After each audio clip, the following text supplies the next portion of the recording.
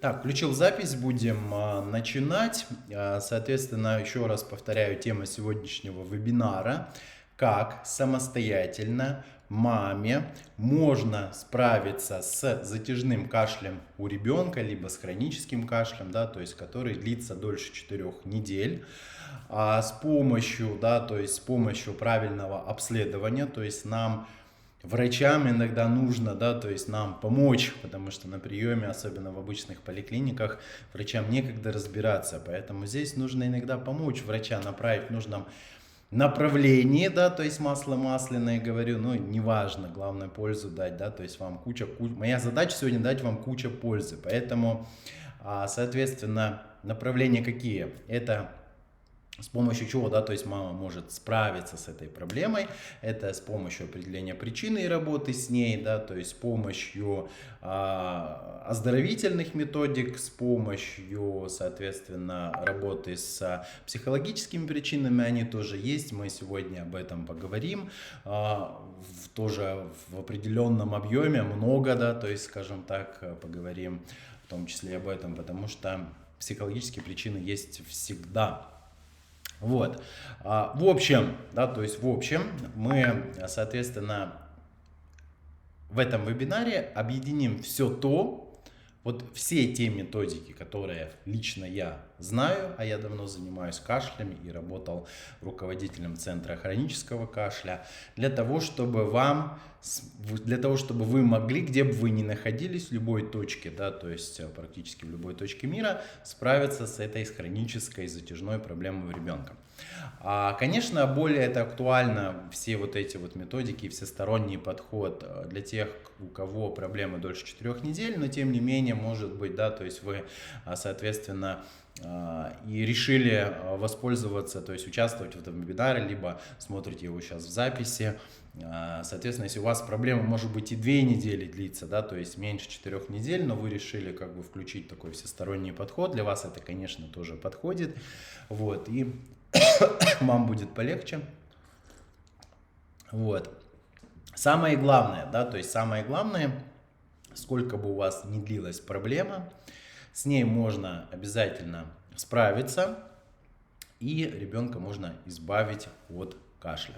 Это самый главный итог этого вебинара-курса, да, то есть у нас будет не просто вебинар, а вебинар-курс, который будет длиться 2 недели. Кто, соответственно, его сейчас смотрит в онлайне, да, то есть для них будет специальный чат. Кто смотрит в записи, у того будет возможность, да, то есть проходить этот курс, соответственно, в записи, все методики будут предоставлены, и у вас будет возможность в течение 2 недель задавать мне вопросы. По ходу вебинара мы не будем останавливаться на вопросы будете задавать после того, как мы его закончим, вот, и будете задавать эти вопросы. Соответственно, если вы смотрите вебинар в записи, то будете задавать вопросы, соответственно, мне в чате, если они будут появляться. Вот сам кашляю, да, то есть сапожник без сапог. Что еще важно? Что еще хотел сказать до начала основных тем? Важно, что на каких-то методиках подробно на самом вебинаре сейчас, да, то есть в течение ближайшего часа я останавливаться не буду. Все подробно, да, то есть все те методики, которые буду вам сегодня говорить, они будут подробно вам предоставлены в дополнительных видеоматериалах. Вот, поэтому, соответственно, вот так. Ну и постараюсь вам дать максимум пользы для того, чтобы каждый из вас пришел к результату, чтобы ваши детки были здоровыми, чтобы вы наконец избавились от этого затяжного или хронического кашля. Кашель – это симптом, да, то есть переходим уже, собственно, к делу. Кашель – это симптом, это не самостоятельное заболевание, кашель – это симптом. И самый большой секрет – это то, что если вы поймете симптомом, какой болезни является кашель, то и вылечите эту болезнь, да, то есть уберите обострение, лучше всего, конечно, избавитесь от этой болезни, то и кашель перестанет существовать. Да, что-то у меня сегодня самого в горле сушит, и этот час, конечно, мне будет Не просто, но тем не менее, обязательно мы все пройдем.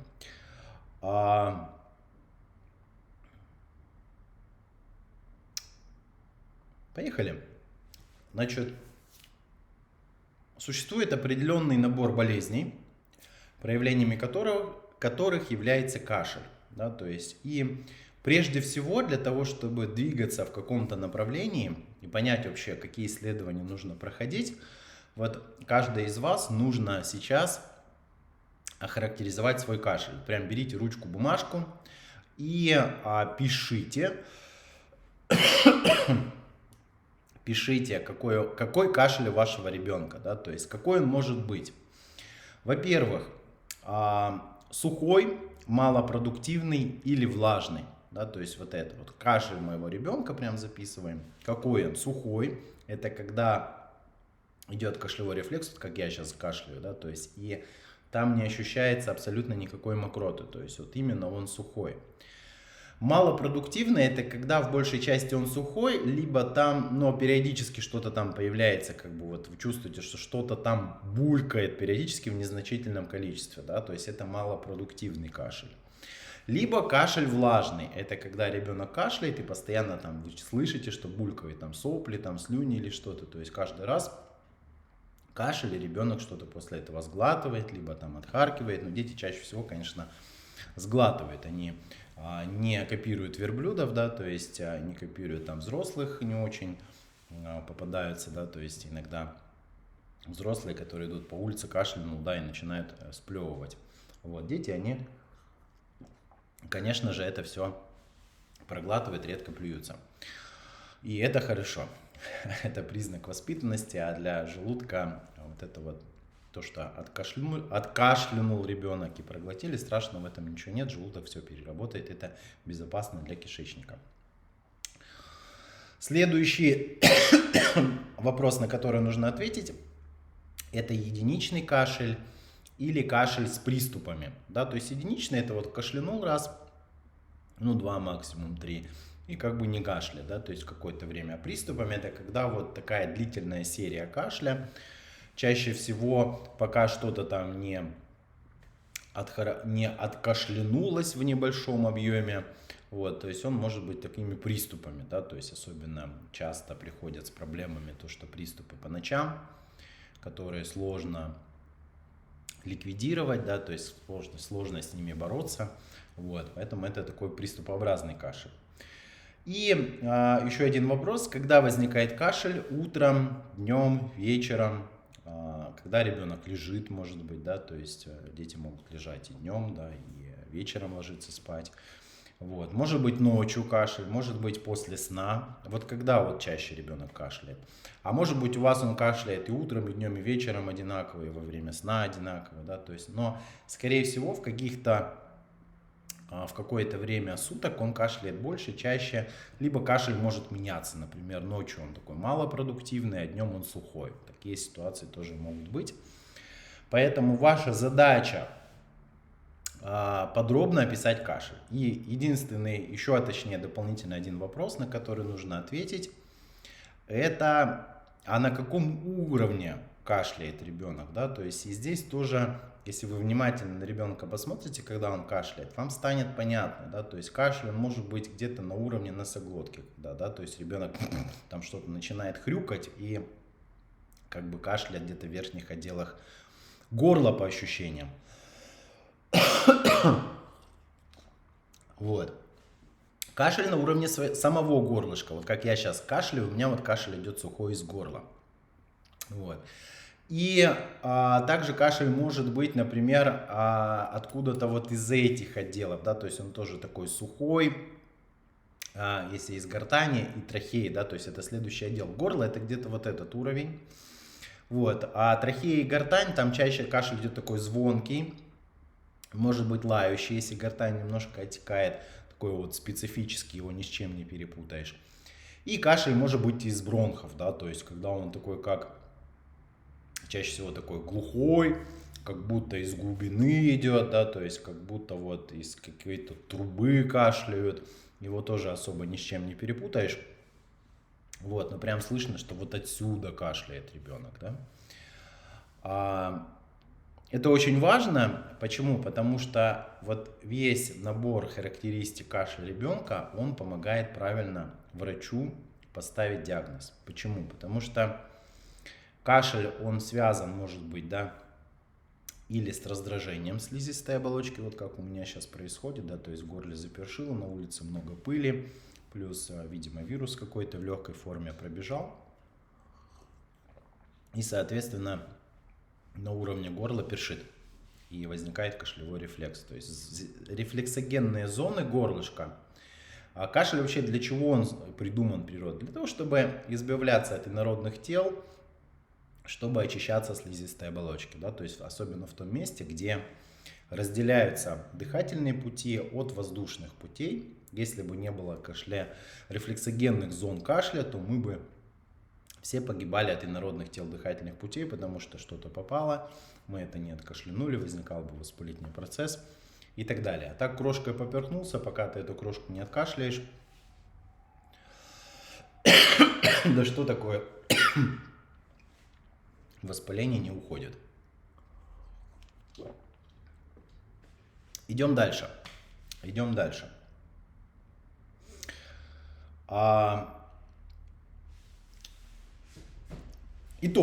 Итог, да, то есть вот вы описали кашель вашего ребенка и прям подробно его нужно записать.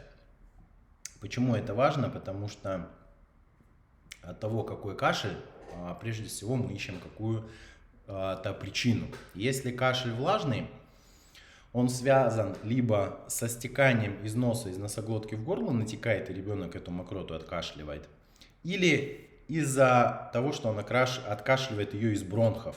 Да? Но здесь опять же характер кашля. То есть если кашель глухой, если вы чувствуете, что он из груди, и он продуктивный, да, то есть в основном возникает больше днем, нежели ночью, то здесь, конечно, прежде всего нужно исключать бронхит, да, то есть и работать с педиатром.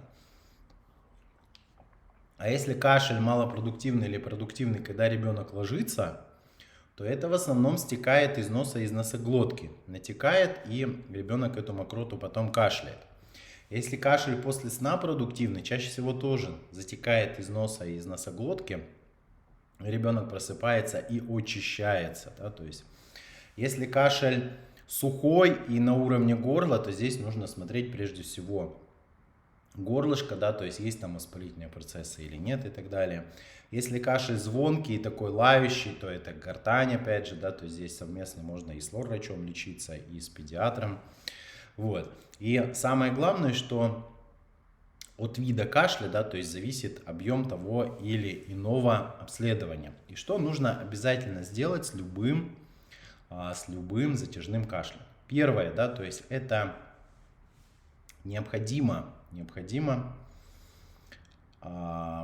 обратиться к лор-врачу, да, то есть посмотреть нос, носоглотку, это аденоиды. Аденоиды, конечно, можно проверить рентген, сделать носоглотки в боковой проекции, но он не покажет наличие или отсутствие воспалительного процесса, он покажет просто размер аденоидов. Поэтому, если есть такая возможность, то лучше обратиться к лор-врачу. И, соответственно, чтобы лор-врач, если он делает эндоскопию, проводит эндоскопию, чтобы глазками посмотрели слизистую оболочку носа, носоглотку. Потому что бывает, что явных симптомов с носом нет, а носоглотки аденоиды воспалены, из них стекает вязкая слизь, особенно по ночам, и ребенок долго кашляет. Причем этот воспалительный процесс может быть месяцами. Поэтому идем обязательно к лор. Особенно, в любом случае, даже не особенно, если есть жалобы, там, связанные с носом, с горлом, в любом случае идем к лор-врачу. И в любом случае идем к педиатрам, да, то есть, что педиатр послушал, что там в нижних дыхательных путях, чтобы там не было каких-то шумов дыхания, да, то есть дыхательных шумов, признаков бронхита, особенно если кашель больше днем, если он малопродуктивный или продуктивный, если вот он прям по ощущениям как будто бы из груди. Вообще из причин, да, то есть которые могут, симптомами которых могут быть проявление кашля, да, то есть кашель может быть симптомом каких проблем вообще? Это проблемы с носом, когда слизистая оболочка воспалена, когда стекают сопли. С носоглоткой часто очень у детей бывает. Чаще всего, наверное, на первом месте это носоглотка. Аденоиды воспалены, и в них уходят ходы, из этих ходов вытекает вязкая слизь, и это начинает раздражать горло, появляется сухой либо малопродуктивный кашель. Чаще всего это бывает по ночам, когда ребенок ложится, также после сна. Днем может усиливаться при физической нагрузке, когда ребенок побегал, и кашель появляется, потому что потоками воздуха вот эти вот частички слизи начинают срываться с аденоидов и попадать в рефлексогенные зоны, появляется кашель сухой днем. Могут быть воспалительные процессы в горле, да, то есть может быть воспалена как сама слизистая оболочка, так и лимфоидная ткань, это гланды, лимфоидные гранулы задней стенки, такие пупырышки. Вот, может быть воспаление на уровне гортани и трахеи, да, то есть чаще всего оно бывает либо такого поствирусного характера, но если кашель дольше 4 недель и он на уровне трахеи и гортани, то чаще всего это либо после коклюша, либо на фоне аллергических проблем, да, то есть про коклюш мы тоже сейчас поговорим. Если кашель на уровень бронхов, то это опять же либо гиперчувствительность иммунной системы, то бишь некая скрытая, либо явная аллергия, либо бактериальный затяжной воспалительный процесс. Но чаще всего при таком бронхите дольше 4 недель все-таки это некая склонность к аллергии, склонность к астме, поэтому здесь по обследованиям нужно в том числе обязательно у хорошего аллерголога обследоваться. Вот. Слизистая оболочка горла может раздражаться и от забросов из желудка в пищевод. Если желудочно-пищеводный сфинктер не смыкается, то ребенок, когда лежит, у него затекает. От этого может раздражаться горло. Вот. Но чаще все-таки это бывает по ночам. Вот. Кашель также может быть психогенный, когда кашлевой рефлекс замкнулся, соответственно, и сам себя, да, то есть тянет, то есть ребенок зациклился на этом кашле, но не как-то осознанно, а это, ну, как бы происходит там на уровне, в том числе вегетативной нервной системы. Вот. И такой кашель может быть особенно при перегрузках у детей, особенно когда идут, допустим, в школу, их перегружают, у них часто такой кашель бывает. Вот. И кашель бывает после коклюша тоже затяжной, потому что поражаются нервные окончания в области гортани прежде всего, и которые потом длительное время дают кашлевой рефлекс, хотя там реально мы никаких изменений не видим. Вот, сейчас я добавлю еще себе водички, и мы с вами продолжим, соответственно, будем говорить об объеме обследования.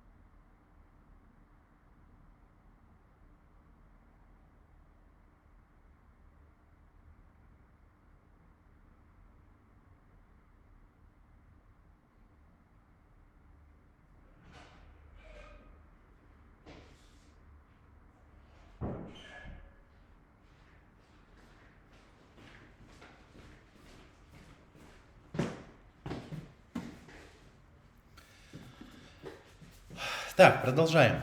Значит, что я еще хотел сказать? У меня нет из вас сделать задачи из вас, да, то есть специалистов по кашлю, нет задачи сделать из вас врачей.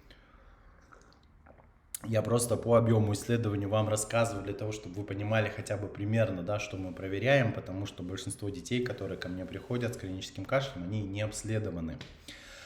Поэтому я вам отдельно дам список анализов, которые мы обычно сдаем. Первый круг, потому что кругов может быть несколько, да, то есть первый круг прошли, что-то нашли, работаем, не нашли, значит двигаемся дальше и так далее. Так вот, первый круг однозначно что себя включает? Обследование у лор-врача, осмотр носоглотки обязательно, ну, по возможности, конечно, в зависимости от региона. Педиатр обязательно. Если мы видим признаки воспаления носа, горла, мозги, желательно брать, да, то есть смотреть, есть там флора, которая там может давать воспалительный процесс или нет. Обязательно сдаем ПЦРки на вирусы группы герпеса, это Эпштейн-Бар, цитомегаловирус, герпес шестерка, сдается из горлышка утром натощак. В поликлинике вам вряд ли это сделают, но вы можете сделать в любой платном, соответственно, лаборатории, где берут такие ПЦРки на эти герпес-вирусы. Почему? Потому что они как раз часто сидят в гландах, в носоглотке и дают вот в том числе хронический воспалительный процесс, который проявляется кашлем.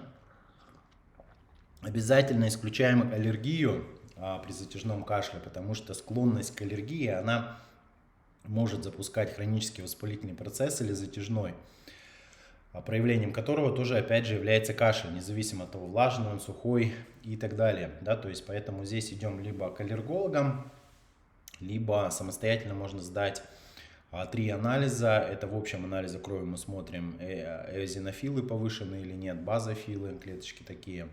Это эозинофильный катионный белок из биохимии крови, иммуноглобулин Е общий.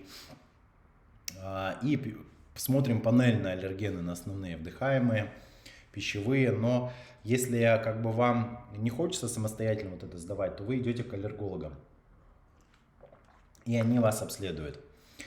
Если ребенок часто болеет, то обязательно смотрим уровень витамина D в крови, уровень железа, особенно если были периоды быстрого роста, особенно если гемоглобин на нижних границах нормы, либо понижен. Если вы за последние года не обследовались, ну, скрининг детям часто делают и гормоны щитовидки смотрят, но тем не менее, если ребенок часто болеет, и мы не находим в карте того, что он обследован был на гормоны щитовидной железы, то смотрим 2 гормона Т4 и ТТГ.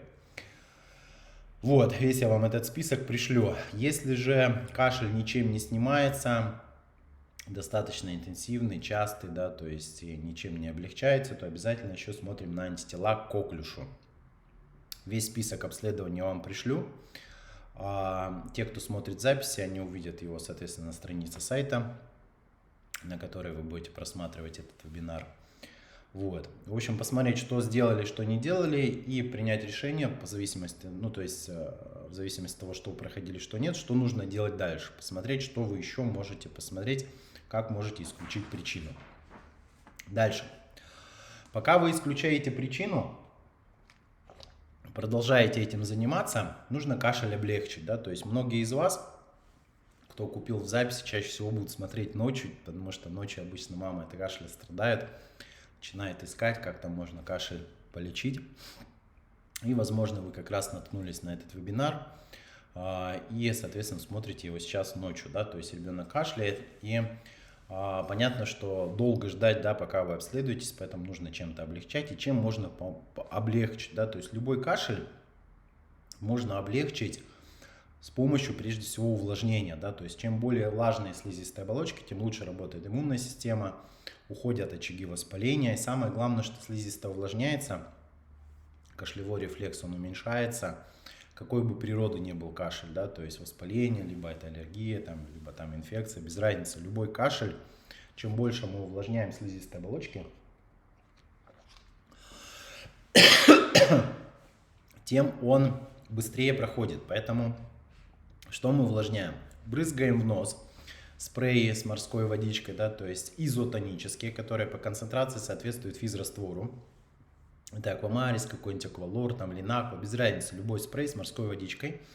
Либо физраствор. Физраствор можно залить любую пшикалку из-под назальных капель, из-под какого-нибудь там снупа, тизина и так далее. и увлажнять слизистую оболочку носа по одному впрыску в каждую ноздрю несколько раз в день. Что мы можем делать дальше? Мы можем делать ингаляции, да, то есть тот же самый физраствор используем, заливаем его в компрессорный ингалятор, он в большинстве случаев в доме есть у мам, детей, которые часто болеют. И заливаем в ингалятор, если нет, то можете купить любой компрессорный ингалятор в аптеке, он стоит там в районе 3000 рублей в среднем. И заливаем физраствор 2-3 мл и 2-3 раза в день в любом случае дышим.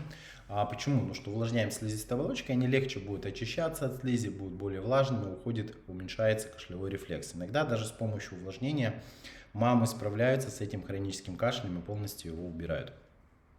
Дальше. Мы можем, соответственно, рассасывать леденцы, если дети старше 3 лет, такие как, например, доктор Мом, либо леденцы, например, с шалфеем, да, то есть кармолис, которые просто увлажняют слизистую оболочку, особенно если кашель сухой на уровне горла. Мы можем пить липовый чай, он очень хорошо смягчает, да, то есть горлышко. Покупать липовый цвет, липовый чай в аптеке. Можно в пакетиках, можно россыпью, разницы нет. Заваривать по инструкции и пить как обычный чай, можно с медом. На ночь, особенно если ребенок в основном кашляет по ночам, очень хорошо молоко с медом. Да, то есть как мы это делаем? Старый бабушкин рецепт, то есть вкипятили молоко, добавляем туда чайную ложку сливочного масла, чайную ложку меда, все это размешали, остыло и тепленьким попили. Перед сном очень хорошо помогает. Вообще видео, да, то есть с натуральными средствами от кашля я вам отдельно, соответственно, размещу, дам целое видео с рецептами, можете его посмотреть и использовать, да, то есть те рецепты, которые я там даю. Вот, по поводу облегчения в основном все.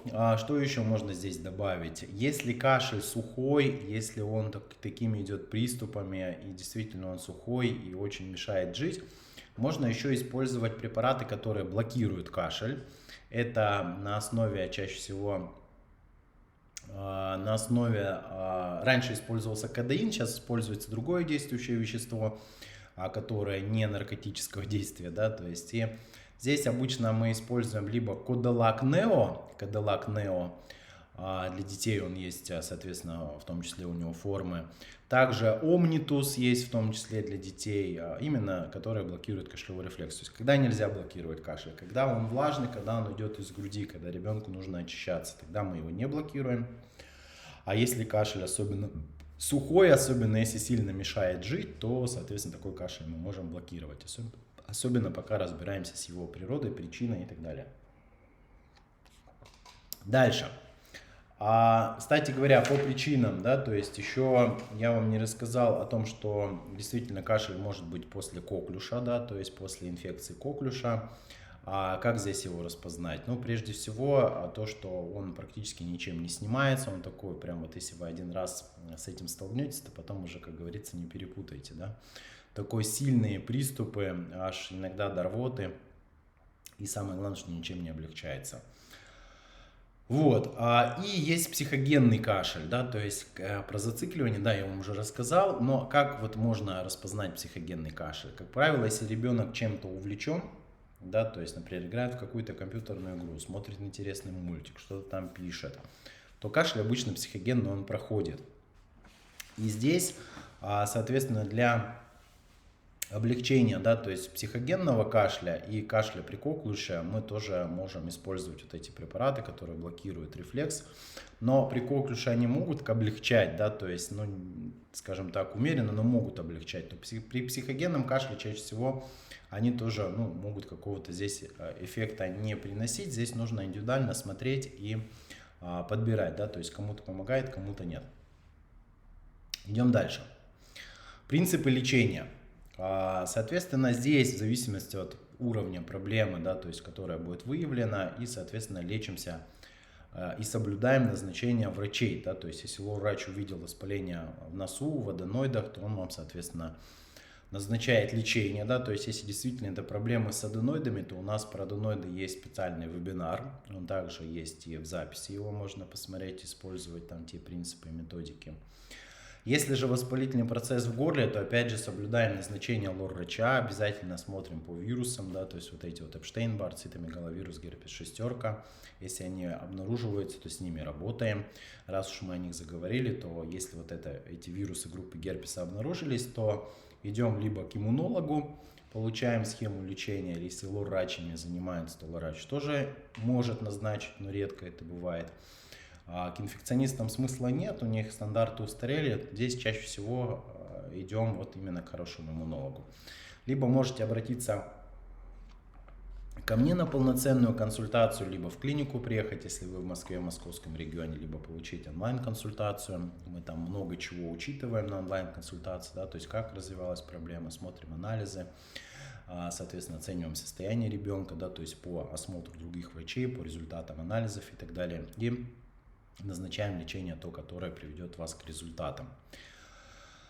По мазкам, да, то есть по мазочкам, если вы их сдавали, то, соответственно, тут нужно сравнивать, да, то есть оценивать и результат, и то, как это проявляется, потому что отдельно мазки не лечим, потому что флора может быть одинаковая, как у проблемного ребенка, так и у здорового. Здесь индивидуально принимаем решение в зависимости от состояния ребенка. Поэтому по результату анализов лучше посоветоваться с лор-врачом, нужно что-то с результатами делать или нет.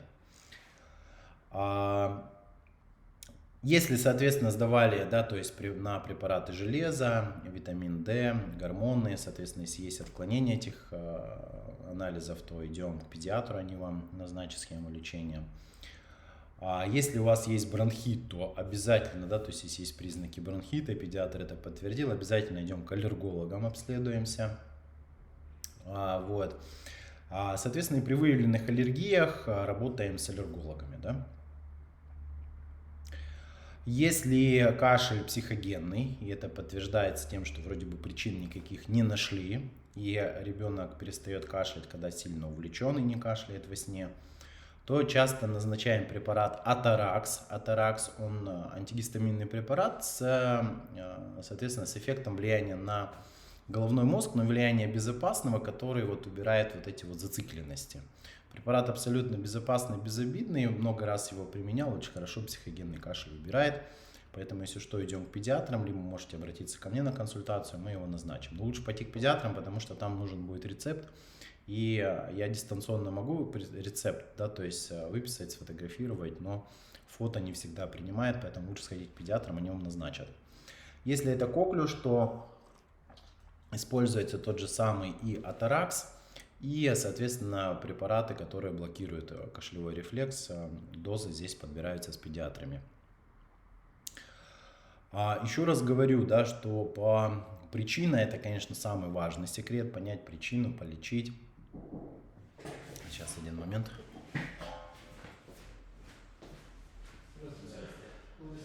Присядьте, пожалуйста, я сейчас мероприятие закончу. Там, если что, для регистратуры и скопления аппарата можете.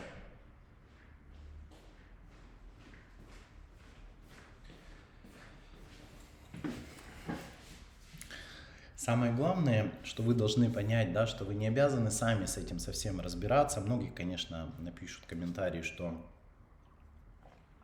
у нас нет хороших врачей и так далее.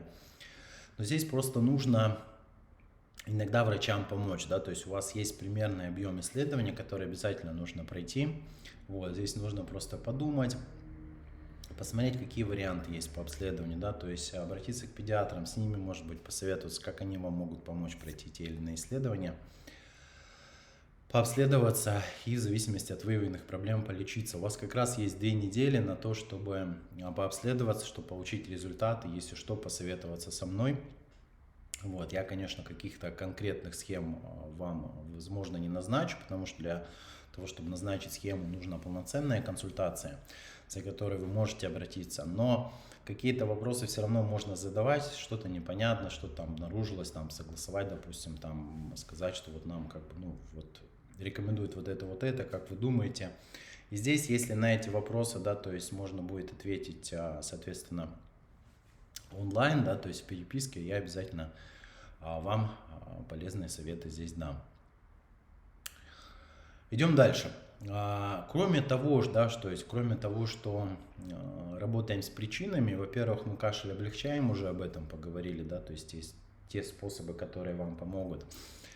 И этого, еще раз говорю, что часто бывает достаточно, да, то есть вот люди начали делать то, что я говорю, вот эти принципы соблюдать, и уже даже и бывает, что и с причинами работать не надо, и все проходит, потому что те рекомендации, которые дальше я буду давать, они в целом влияют и на иммунную систему, в целом на организм и так далее. Поэтому в любом случае начинаем, да, то есть облегчать кашель, уже до этого то, что вам сказал, используем и применяем.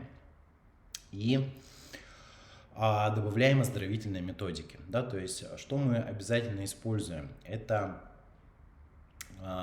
соответственно, чаще всего есть воспалительные процессы в верхних дыхательных путях, да, поэтому мы используем закаливание.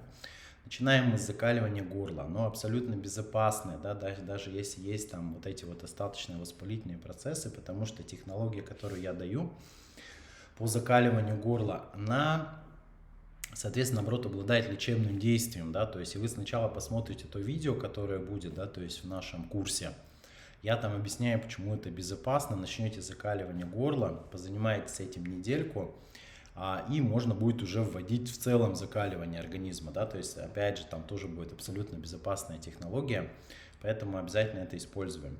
Кроме того, что это обладает лечебным действием, да, то есть это еще укрепляет иммунную систему, улучшает работу организма в целом.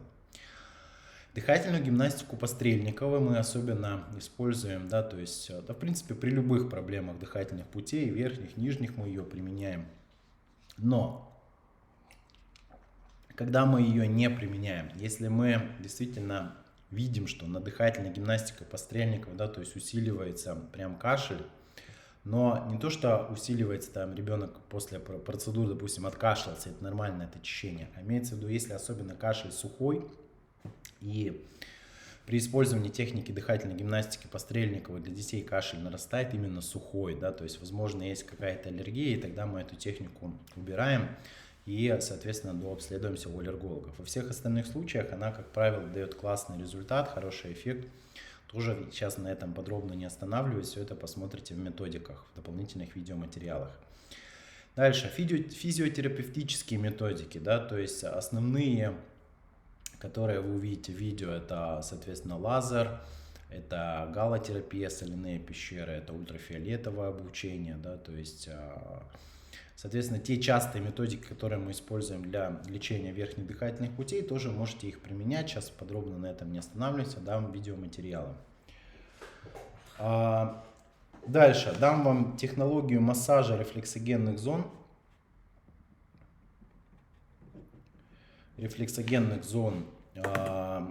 Очень простая технология, по точечкам, по специальным помассажировать, для того, чтобы улучшить работу иммунной системы. Здесь обычно каких-то вопросов не возникает, разберетесь. Зарядку обязательно дам, потому что вроде бы самая простая технология, элементарная зарядочка по утрам, но тем не менее она очень хорошо активирует иммунную систему, то есть ночью иммунная система засыпает, потому что лимфа практически не движется. И утром, когда ребенок встал, нужно иммунную систему активировать, поэтому обязательно делаем утреннюю зарядку. Видео буду давать из своей программы оздоровления, поэтому не обращайте внимания на то, что там я, допустим, буду говорить, что мы там начали с вами программу, да, то есть вот на эти фразы, которые не будут соответствовать этому вебинару, не обращайте на них внимания. То есть смотрите только сами технологии, сами методики. Вот, по оздоровительным методикам, в принципе, по кашлю основные, те, которые я перечислил, еще раз говорю, подробно все видеоматериалы предоставлю, сейчас на этом подробно не останавливаемся. Переходим к следующей теме. Это психологические причины, которые, соответственно, нам тоже нужно устранить, которые есть всегда в той или иной степени, да, то есть влияние. Вот. И это такая тема, в том числе помидорная, потому что об этом мало кто говорит, о психологических причинах. И, соответственно, это не о психогенном кашле я сейчас говорю, да, то есть, а именно о психологических причинах. И чаще всего, да, то есть мама, когда приходит с детьми, то здесь есть влияние мамы. Но однозначно я вам хочу сказать, что у самых лучших мам дети, они могут болеть сильнее, но не потому, что мама плохая, потому что, наоборот, слишком сильно мама за ребенка переживает, тревожится и так далее, создает ему такие очень тепличные условия для того, чтобы, да, то есть он рос и развивался. И такие дети могут начать болеть, но здесь страшного ничего нет, мы как бы с этим совсем справимся и все устраним. Это к тому, чтобы ни в коем случае здесь не было каких-то претензий к себе, да, то есть, а как ребенок, как влияет мама на ребенка. Дети, они не смотрят, что вы им говорите, точнее не слушают, что вы им говорите, а смотрят, как вы реагируете на ту или иную ситуацию, да, то есть и ребенок, он просто мог заболеть, да, вирусная инфекция, и запустился вот этот кашель, да, то есть если мама начинает по поводу этого кашля сильно беспокоиться, а любая мама начинает беспокоиться, что за фигня, у меня ребенок там несколько недель кашляет, да, то есть может уже несколько месяцев.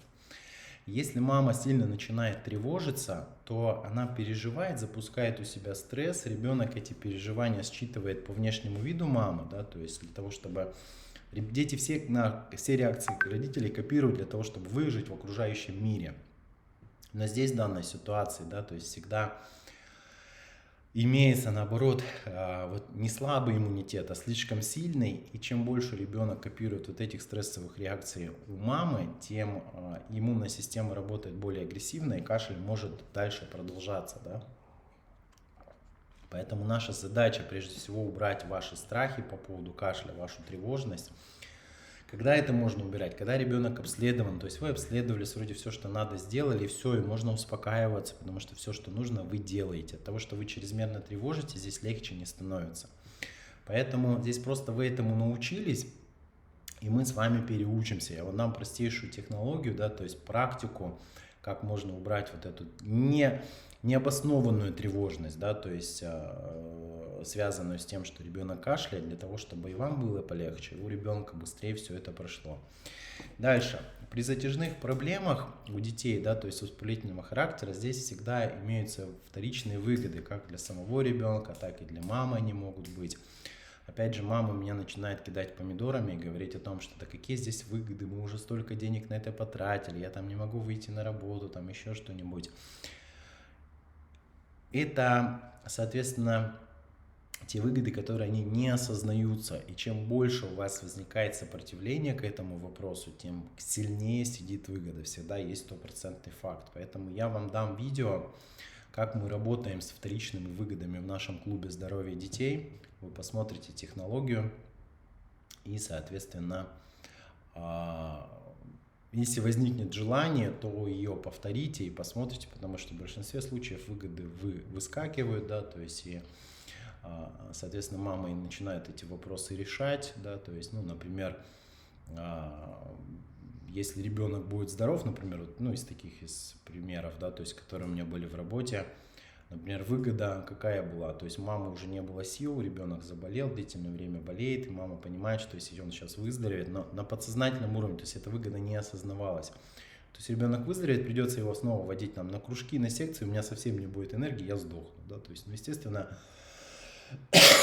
когда такая выгода на подсознанке сидит, да, то есть такая установочка, то пока мы ее не убираем, ничего не проходит. И мы просто, когда это вытащили, мы восстановили маме энергию, восстановили ей ресурсное состояние, и, соответственно, ребенок на автомате стал здоров, потому что, ну, как бы уже эта выгода, она отвалилась, отпала. Вообще, первое, что хотел я сказать по психологии, это, конечно, прежде всего мотивация, да, то есть здесь самое главное понимать, куда мы идем, поставить цель по здоровью ребенка, то есть он здоров, то есть, соответственно, никакого кашля нет, да, то есть ребенок здоров. И идем к этой цели, да, то есть, опять же, дам вам видео, как мы правильно ставим цели по здоровью детей в нашем клубе здоровья, чтобы вы понимали, да, то есть, ради чего к этому стоит идти, потому что мы там грамотно ставим мотивацию, и я открыл закон зеркальной мотивации. Что это означает? Когда мы грамотно замотивировали маму, да, то есть, когда мама представила, что ребенок будет здоров, да, то есть, допустим, у вас нет кашля, ребенок здоров, что хорошего поменяется в моей жизни? Вот это и вот это. И когда мы эти изменения начинаем внедрять сразу, независимо от того, что ребенок еще продолжает кашлять, да, то есть в данном случае, то и состояние здоровья ребенка начинает меняться, да, то есть там, если нарисовать, то это получается как раз такая зеркальная, да, то есть ситуация образуется, И, соответственно, независимо от состояния здоровья ребенка, мы начинаем вводить, да, то есть те изменения в жизни, которые будут, если ребенок будет здоров, независимо от состояния здоровья ребенка. И тогда вот эта проблема здоровья, она отпадает, да, то есть потому что отпадают вторичные выгоды там и так далее и такое прочее. Поэтому обязательно посмотрите это видео. Именно по мотивации, о том, как правильно замотивировать. И нужно себя замотивировать, действовать, да, чтобы быстрее прийти к результатам, чтобы ребенок был здоров, а вы были счастливой мамой. Вот. И по психологии в рамках этого вебинара, в принципе, как бы все, да, то есть замотивируемся, соответственно, уберем тревожность и страхи по поводу кашля и, соответственно, уберем вторичные выгоды. Но по поводу вот этой методики того, что убрать тревожность, соответственно, только в том случае, когда ребенок обследован, да, то есть если ребенок не обследован, мы как бы можем на это забить, а может быть мы что-то будем пропускать, да, поэтому обследовали ребенка, все, наша совесть чиста, мы понимаем, что там происходит у него в организме, да, то есть и с чистой совестью, соответственно, убираем эту тревожность, эти страхи, и тогда, соответственно, как правило, и проблема уходит, да, вот. Дальше, еще напоследок скажу, соответственно, что еще важно для того, чтобы прийти к результатам, это важно внедрять все, что я говорю. Важно работать с врачами, да, то есть не просто вот выслушали, да, то есть по поводу обследований и забили на это дело, нет, то есть здесь в том числе подключаем врачей, кому нужна будет моя консультация, еще раз говорю, что можно за ней обращаться. Вот. И важно все делать через удовольствие, да, то есть ту или иную методику, тот или иной способ, да, то есть лечение там и так далее, когда вы это начинаете делать, себя спрашивать, а как это можно делать, чтобы это было максимально в кайф, максимальное удовольствие, как для вас, так и для ребенка, да, то есть как вот про ту же самую утреннюю зарядку, да, то есть как можно делать в кайф. Во-первых, начинаем по чуть-чуть, 2-3 упражнения и достаточно, да, то есть чтобы не насиловать себя сразу большой нагрузкой. И, например, под какую-нибудь классную, там, не знаю, музыку, под какой-нибудь классный мультик с ребенком, да, то есть и так далее. То есть любую методику можно вводить через удовольствие, да, то есть для того, чтобы вам хотелось это делать, да, то есть для того, чтобы не словить откат, сопротивление и так далее.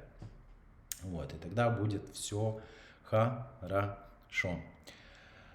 В принципе, основную информацию рассказал, да, то есть здесь, соответственно, для того, чтобы справиться с кашлем, вот этого вот объема, да, то есть того, что мы будем с вами делать, в большинстве случаев бывает достаточно, и я надеюсь, что у всех, кто сегодня присутствует на вебинаре и кто смотрит его в записи, ну, уверен, что у 80% все пройдет и все будет хорошо и замечательно. Если же проблема будет сохраняться, то обязательно действуем дальше, то есть не опускаем ручки, соответственно, не забиваем на этот вопрос, хотя иногда забили и все прошло, бывает и так.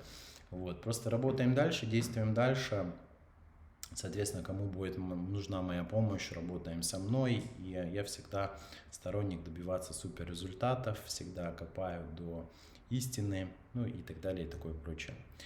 Поэтому сейчас будем переходить к нашим вопросам. Соответственно, готовьте вопросы, сейчас мне их задавайте. А для тех, кто смотрит в записи, соответственно, если вопросы будут появляться, можете мне написать в чат. На сайте, на котором размещено сейчас это видео, соответственно, будет мой номер телефона, да, то есть как со мной связаться. Чаще всего я веду коммуникацию в WhatsApp. Вот, поэтому, если что, будут вопросы, задавайте. Только обязательно пишите, что я смотрю вебинар «Затяжной кашель» в записи, у меня такой вот вопрос, да, чтобы я понимал, кто вы и про что вы. Вот, ну а кто сейчас здесь присутствует, давайте будем задавать вопросики и, соответственно, рад буду на них ответить.